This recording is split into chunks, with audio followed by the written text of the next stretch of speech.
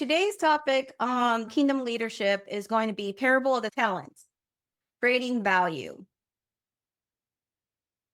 Many in this world have been running away or burying our talents. So that's been something that has a common occurrence for quite a while. So whether this is due fear, doubt, or having been told that it would be like no way it would bring us value from our talents, our innate abilities, instead of growing through our talents, we end up going to a career field that doesn't bring us joy and doesn't promote the use of our talents, underutilizing them.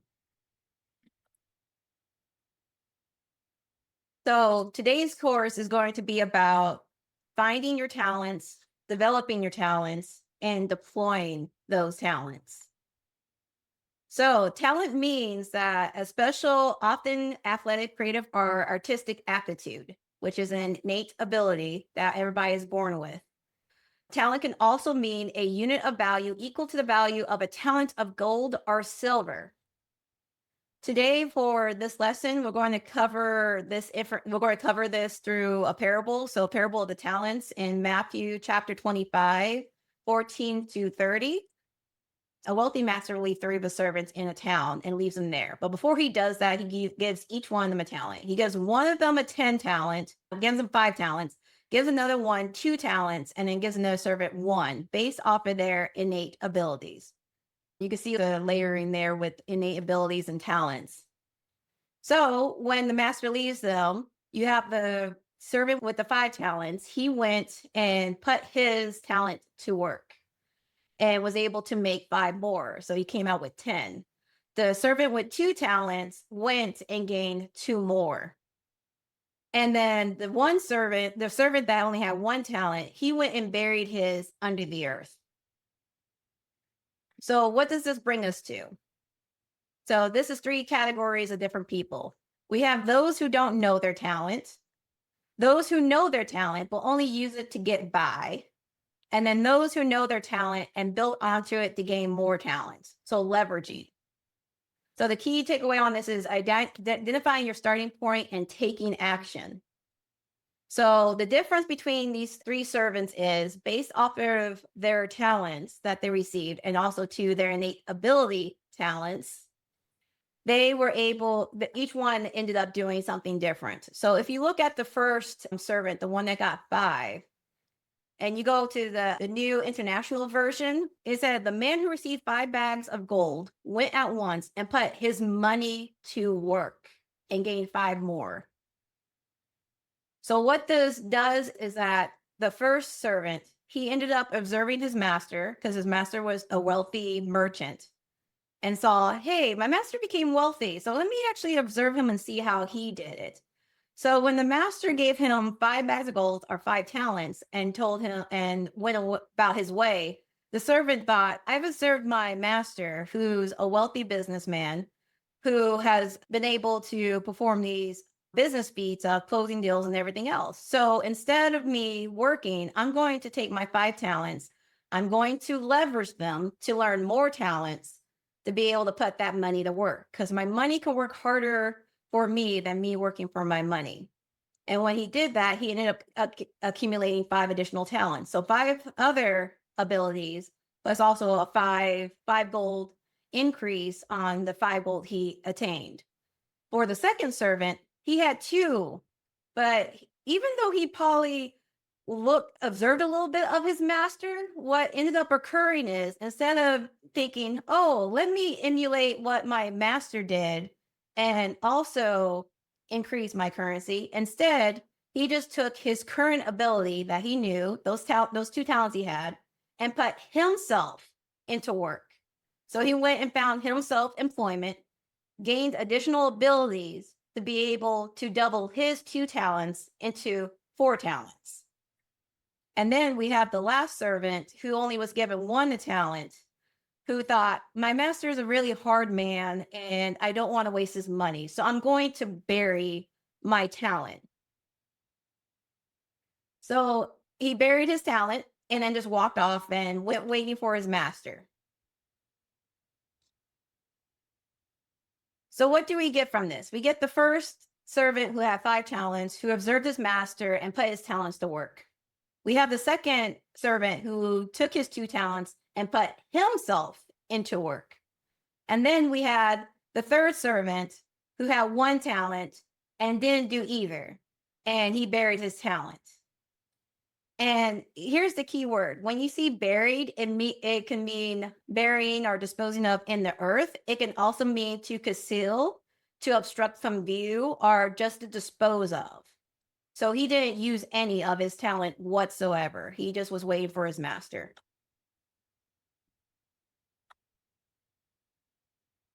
So we go into the talents of return on investment. So the master returns, and of course, he goes to evaluate each one of his servants. So he evaluates his first servant. The servant with five talents end up bringing, and I'll even actually put this because if you actually observe in the scripture verses for it, you actually see that each servant actually has a slightly different saying on each one. So for this one, he said, after a long time, look, this is Matthew 25:19. After a long time, the Lord of those servants cometh and reckoned with them. And so he that had received 5 talents came and brought other 5 talents, saying, Lord, thou deliverest unto me 5 talents. Behold, I have gained beside them 5 talents more. His Lord said unto him, Well done, thou good and faithful servant. Thou hast been faithful over few things. I will make thee ruler over many things. Enter thou into the joy of thy Lord. Now, here's a key word for here. For brought, one of the meanings for that word is to procure estrangement. So you actually increase your value is what another meaning of that is. So bought means that he procured a value of exchange. So his talents that he was given, his innate ability, he was able to increase that. Now for the second servant. He also that received 2 talents came and said, Lord, thou deliverest unto me 2 talents. Behold, I have gained 2 other talents beside them. So instead of his being the word brought, his was gained, which if you look at the meaning of that is to get, especially as a result of one's efforts. Also to another way is to acquire or to increase. So for him, he put himself to work and he acquired additional skills to be able to find additional work that brought him now up to 4 talents from that too. And then for the last servant, the one who only had 1 talent, he ended up going back to the Lord. And I'll go for that one as well too. Then he, which had received the 1 talent, came and said, Lord, I knew thee that thou art a hard man, reaping where thou hast not sown, and gathering where thou hast not strawed. And I was afraid, and went and hid thy talent in the earth. Lo, there thou hast, that is thine. So if you look onto that one, where the servant said, I was scared to use my talent that you provided me, my inherent ability, I ended up burying it and then going about my way and doing just a bare minimum to get by and just make it until your arrival to return to come and fetch me. But here's another detail in there that's not even occurring with the other 2 servants. He said to his Lord, I knew thee that thou art a hard man, reaping where thou hast not sown, and gathering where thou hast not strawed. So what that's coming back to is also another business entrepreneurial mindset for leaders of saying he's able to see opportunities. Even if he's not the one that started that opportunity, he's able to capitalize where he has not sown, and he's able to make a profit and leverage his skills to be able to accumulate his wealth because he ends up seeing those opportunities, like the first servant who was observing him.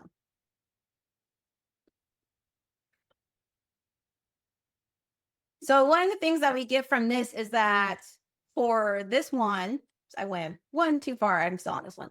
So what this comes down to is you utilize your talents to generate value and avoid stagnation. For the servant that increased his talents to 10 and the servant that increased his talents to 4, they were given additional means to be able to rule over much. So they were able to actually accumulate more abilities and continue their growth into their future potential. As for the last servant, his talent was actually taken away from him and given to the first servant who had 10 talents. And then he was called wicked, slothful, so another way of saying lazy, and unprofitable. So he literally told him, I gave you a talent. I was expecting to come back and see you have either double my talent or get some kind of value back from it, not to bury it, conceal it, hide it, and then just go do the bare minimum until I came back. My other two servants actually took their talents, went out, improved themselves, and now they're going to be able to take on more due to now their experience that they have accumulated through those abilities that they gained. So here's another question that some people probably wondering. Why did the master give the one talent to the person who has 10 and not to the person who has 4? Wouldn't it make sense to give it to the one that has 4 instead of the one that has 10? The reason for that is going back to what the word said. So when it came to the servant who had 5 talents, it said he put his money to work. So he knew his money could work harder and faster than he could. Money doesn't have to sleep. Money is able to work 24/7. While you have to actually sleep at least about 6 to 8 hours a day. So he was able to have his money, his talent, and his ability that he gained and put that knowledge towards that. So whatever he's doing, whether that's him working, him sleeping, him relaxing, or even just him just working, his money is working harder than him. And he was able to increase it up to 10. So the master gave it to the one who actually understood the lesson of, hey, you could get your money to work harder than you. Because compared to the servant who had 2 talents and increased it to 4, he put himself to work. And everybody knows when you are just working for someone or working a position, there's a limited amount that you can do. You are only able to work anywhere from 8 to 12. There's some jobs that will get you up to 16 hours a day. But the thing about it is you can only keep that up for so long and you have a ceiling. So whatever employer, or in this case, master, you fall under to be able to accumulate more wealth or this way more money is limited. They pretty much say, hey, if I pay you $7.50, so the federal minimum wage an hour, that's how much you're going to make, regardless of how much work you put into for that hour of work. And you only are limited to how much that employer will pay you, versus if you put your money to work in an entrepreneurial sense, there is no ceiling. Sky is the limit on it. So the master was like, I'm going to give your talent to the one who has 10 because he learned the key to how to attain wealth, versus the servant who has 4 talents, who still has, he's partway there, but he's not quite there yet. It's like he's still in that employee mindset. He's still in that follower mindset. And I need someone who can be in that leadership and that entrepreneurial mindset to be able to go through it. So this brings us to our next topic of investing in yourself. So continuous learning is key here. So as Proverbs 1:5 in the King James Version says, a wise man will hear and will increase learning. So for this one, I will actually go through the King James Version for this one. A wise man will hear and will increase learning, and a man of understanding shall attain unto wise counsels. For this one, when you actually are seeing it, if you go into the New International Version, here's what it says. Let the wise listen and add to their learning, and let the discerning get guidance. So referring back to those 3 servants, who was the one who ended up taking all their information, not just learning from their master, but also gathering more information to be able to actually exponentially grow their talents and to add on to them? Because remember what I said, talent is a unit of value, but it's also too your innate ability. And using that innate ability, you're able to gain more innate abilities if you invest in yourself, if you continually keep learning, regardless of your age. So this brings us to Proverbs 3:13, chapter 3, 13 through 18. And this one says, happy is the man that findeth wisdom, and the man that getteth understanding. or the merchandise of it is better than the merchandise of silver, and the gain, therefore, more than fine gold. And what this says is you increasing your knowledge, you going out and learning, you going out and investing yourself into yourself will provide you greater returns than silver and gold. Because the thing about it is that as long as you have that knowledge, stuff is stuff. Stuff can be replaced. The thing that can't be replaced is your life and your time. And this is one of the greatest things that you have to learn about with the first servant of putting your money to work.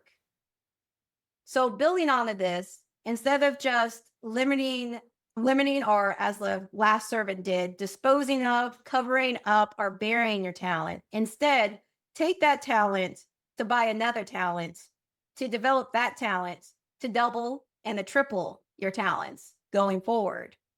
And a way you can do this is being able to invest in yourself. This is by reading books, listening to audiobooks and podcasts, or even just taking skill building courses.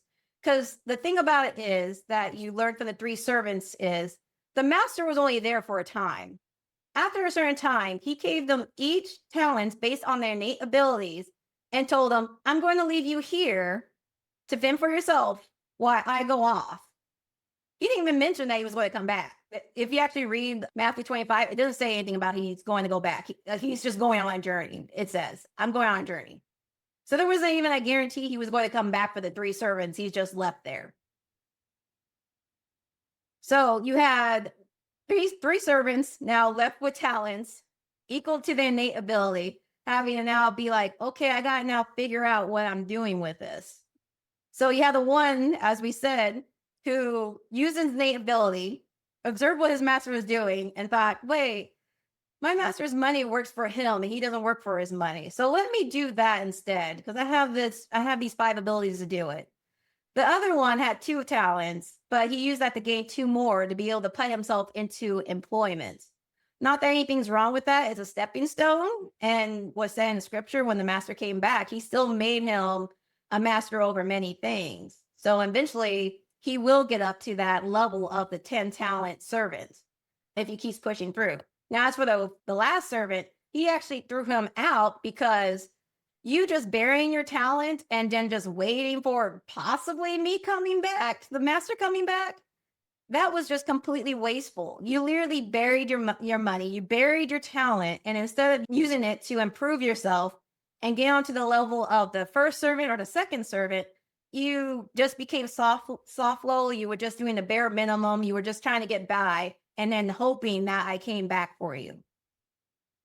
Because as a merchant, especially like back in those days, there was no guarantee he would have been able to come back. There were raiders and other things that could have befell him before he got back.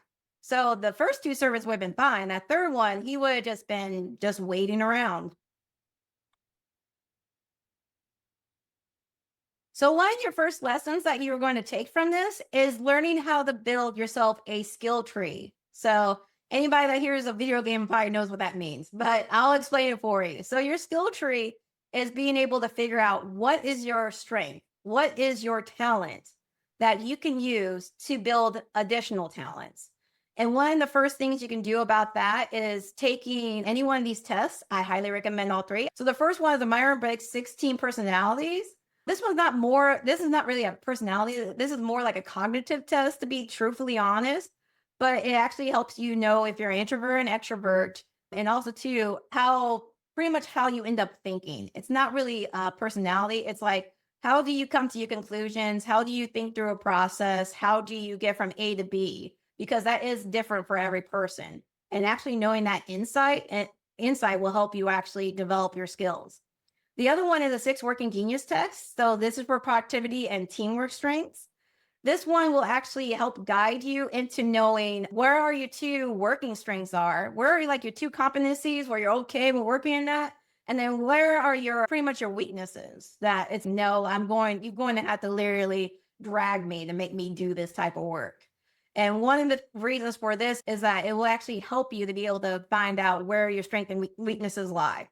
The last one, which is Clifton's strengths, this is identifying core strengths. So one of the things that you will end up learning through this course is I'm a very big proponent on focusing on your strengths And there's a reason why, just as a parable of the talents, the Most High gave everybody inherent abilities. He didn't give us all of them. We're not like him. We're just an image of him. So he gave each one of us inherent abilities to be able to help each other out, to be able to collaborate with each other, to be able to cooperate with each other. So that means whatever my strength is in might be your weakness, or vice versa. Whatever your strength is in, that will be my weakness. And the whole point is you don't focus on your weaknesses. You find out what your strengths are, your inherent ability, your talents, and you use that to accumulate more talents that fall into that branch of your skill tree to make you stronger, to end up increasing your investment, your return on investment based off of the knowledge and skills you attained. Also, this test will tell you all what are your 5 weaknesses. So that way you have an idea of, you know what? I know I'm weak at, let's just say, I'm not detail orientated. This is my weakness. I'm not detail orientated. I'm more of a big picture person. So if I have a big idea that I need to bring into production, and I know, okay, I need someone who's very good at these meticulous details that need to be filled in, I'm going to not try to build that skill myself. My investment is to find someone else, invest in them, and ask them, hey, I have this project and I know your strength is details. Can you help me with this? Because the Most High's math is different from man's math. It's like one can chase 1,000, two can chase 10,000. So do you want the 9,000% increase or you just want the 1,000 for yourself? I'm just saying I'll take the 9,000 easily. So 2 out of these 3 tests, I'm going to just warn you, do cost money. So the 6 Working Geniuses is $25. And the Clifton Strengths Notes, which I recommend, I'll put these links into the chat box and I'll also email them to you. Off of my recommended resource books, there's a book that you can actually get that'll list all the strengths and weaknesses of the Clifton Strength Test. It will also have an access code to their website that will come with the book. And you can actually take that test and be able to see what your 5 strengths are and what your 5 weaknesses are. And that will come with the book as well. And I know most people probably are thinking, wait, you want me to go and spend $50 on tests and everything? Here's the thing. You're spending $50 on something that will become priceless. That will actually give you a view into your own self, into what your strength is, where your weaknesses are, and how to improve yourself, how to grow that skill tree that I'm talking about. Because trees start as seeds first. They have to still sprout. So this is your seed that you're planting. And let's be truthfully honest. Most people would rather spend $1,000 on an iPhone than $50 on improving themselves, which is just sad because information is never lost once gained. So the key takeaways from this course is it's important to find, develop, and deploy your talents, not to bury them. And investing in yourself leads to personal and professional development and growth. And using the tools and resources provided to unlock your full potential, that will take you from being a follower into becoming a leader, into becoming an entrepreneur, into someone who has money work for them instead of them working for money.